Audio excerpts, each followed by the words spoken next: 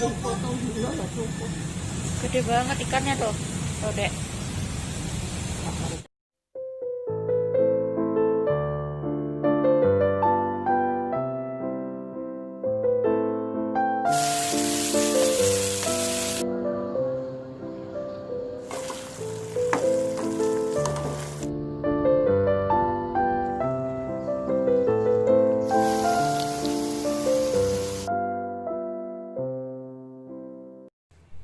Hai teman-teman, kita berjumpa lagi.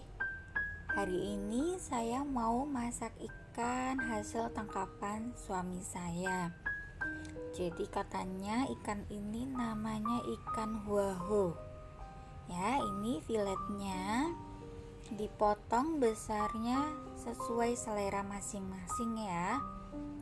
Jadi saya mau membuat masakan ikan asam pedas.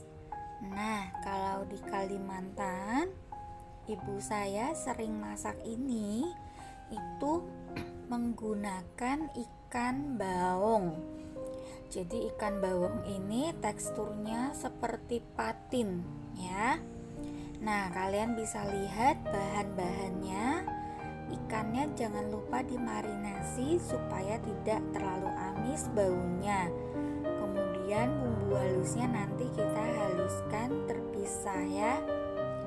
Nah, ada bahan lain juga bisa kalian lihat. Nah, kemudian semua bahan jika sudah selesai disiapkan, dihaluskan. Ini bumbu halusnya itu saya haluskan, saya campur dengan sedikit minyak sayur.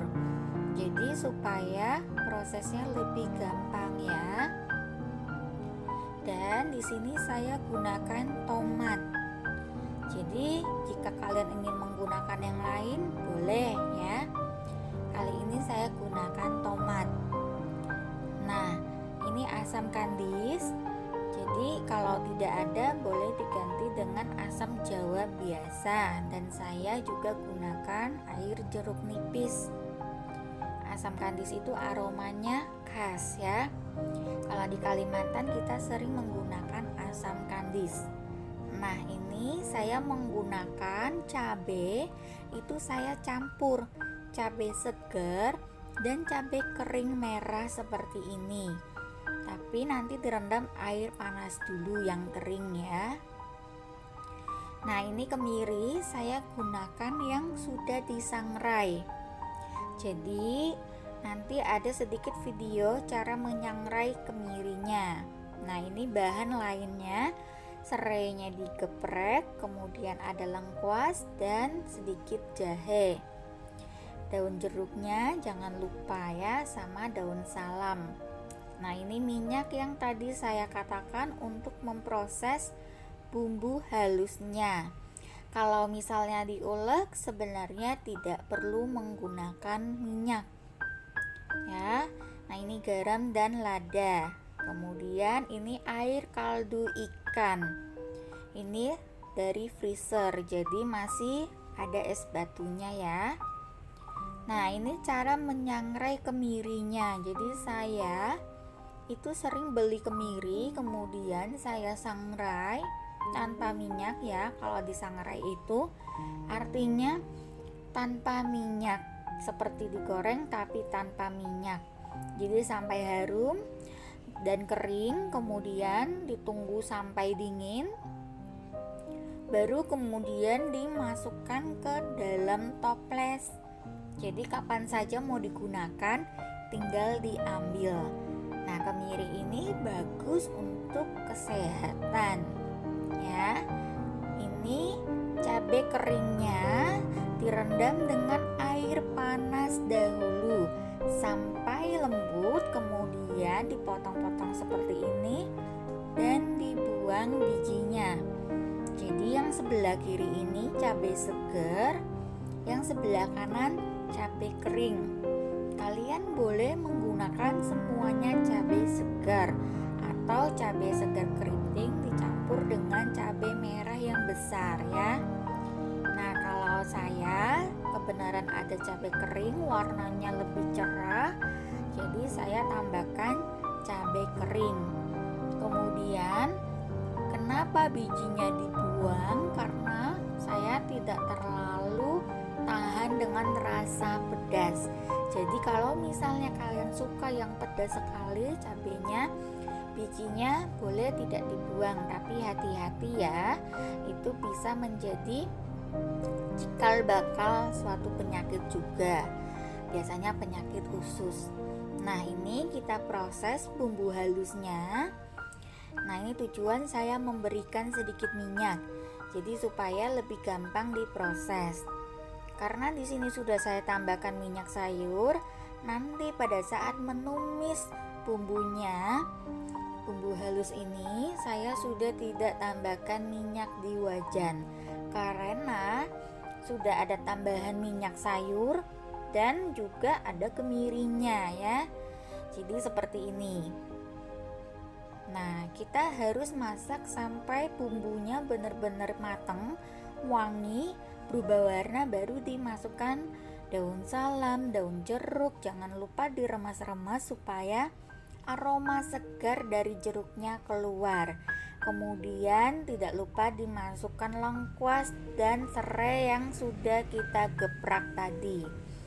Ya, kita masak, ditumis sampai wanginya benar-benar keluar.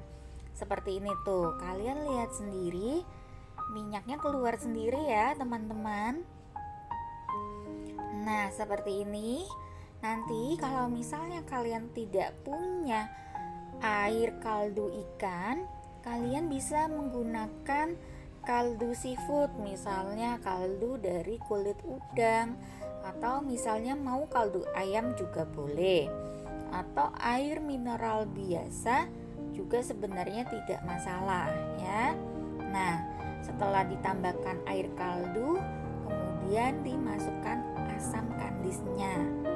Jika kalian mau memasukkannya dari awal juga sebenarnya tidak masalah ya. Nah, di sini saya menggunakan garam lada, dan jika kalian mau, kalian bisa menambahkan dengan kaldu bubuk, misalnya kaldu jamur atau kaldu merek lainnya ya. Jadi sesuai selera kalian.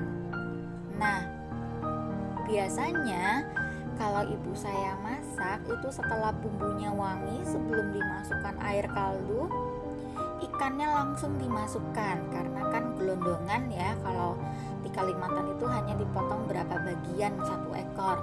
Nah, ini kan saya hanya filet, jadi hanya benar-benar daging. Nanti saya masukkan itu di belakang, jadi supaya ikannya, daging ikannya tidak overcook, jadi tidak hancur ya.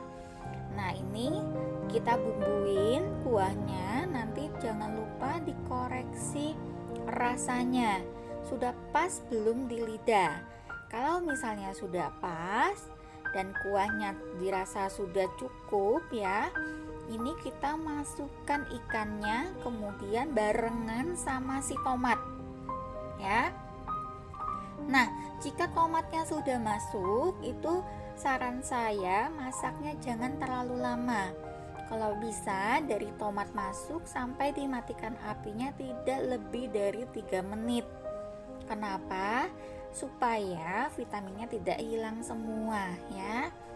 Jadi kalau di Kalimantan, ini saya katakan di Kalimantan terus karena dari kecil itu di depan rumah saya itu Sungai Kapuas, jadi tuh sering kita masak ikan. Nah, kalau di Kalimantan itu tidak menggunakan tomat, jadi kebanyakan menggunakan sejenis terong ya. Terong apa? Itu terongnya bulat dan itu dinamakan terong asam. Jadi hanya untuk memasak, untuk dimasak. Jadi terongnya itu bulat dan saya belum ketemu terong seperti itu di tanah Jawa ini. Jadi saya gunakan tomat. Nah, ini sudah matang, rasanya segar sekali dan tidak terlalu pedas. Aromanya khas sekali. Kalian juga bisa ganti si tomat ini Selain dengan terong asam, bisa dengan timun suri.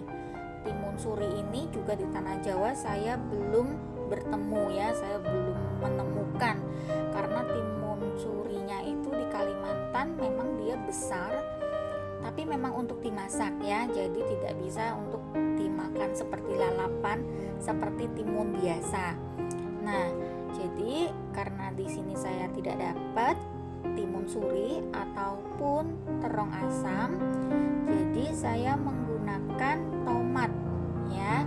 Nah, akan lebih baik lagi kalau misalnya tomatnya divariasikan, tomat merah dan tomat hijau, itu pasti rasanya segar sekali.